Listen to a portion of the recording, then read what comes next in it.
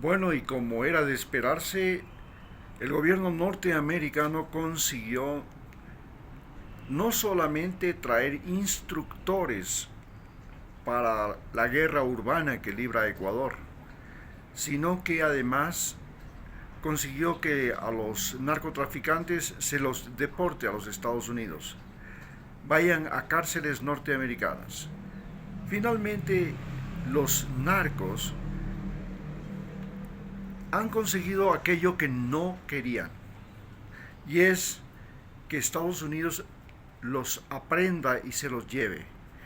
Y además que el ejército ecuatoriano esté a las órdenes de los instructores norteamericanos.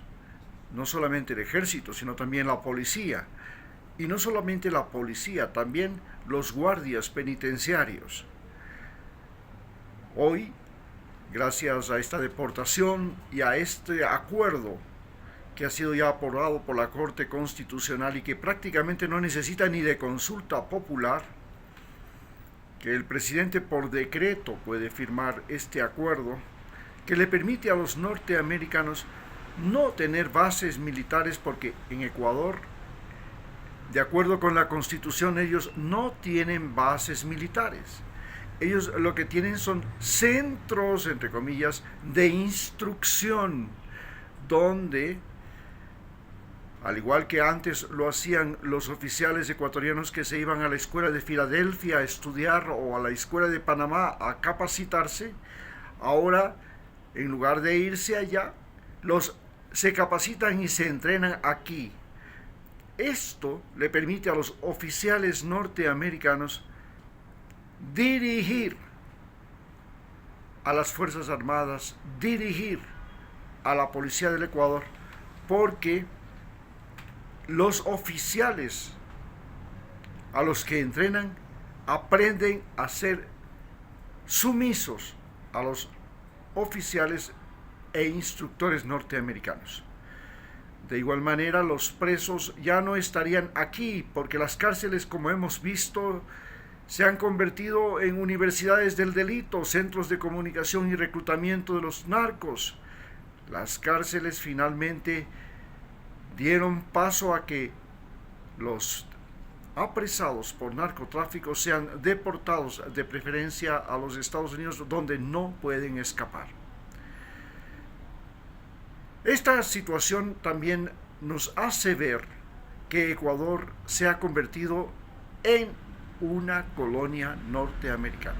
Hoy nosotros, especialmente Galápagos, somos un puesto de avanzada importantísimo para el ejército norteamericano, como Crimea lo es para el ejército ruso.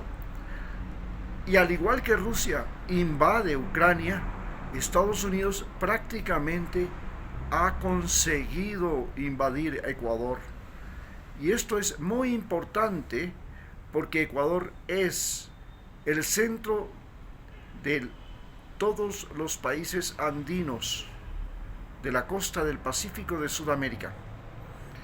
Y no solamente eso, geopolíticamente es el centro del mundo, en un océano Pacífico que se ha convertido en la principal vía de comercio y comunicación y de transporte marítimo más importante del mundo.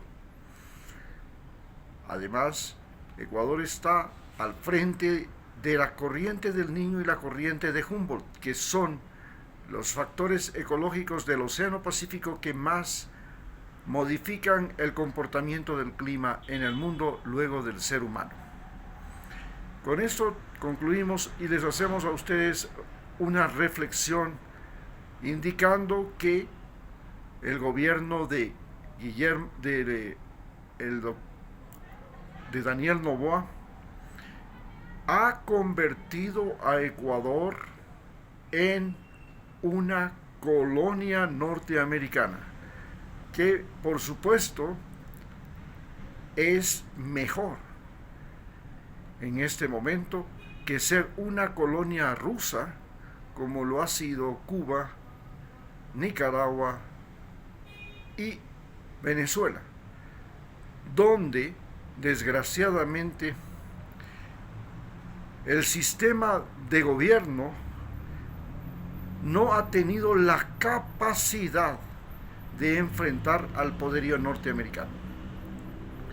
Si un país se va a levantar contra Estados Unidos y va a presentarle oposición a su gran capacidad de bloqueo económico, de progreso industrial, de progreso tecnológico, a sus fuerzas armadas, si no tiene esa capacidad, entonces es muy difícil que un país pueda ser un enemigo de los Estados Unidos.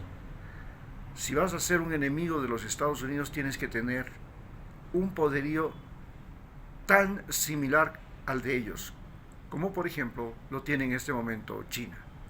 Muchas gracias.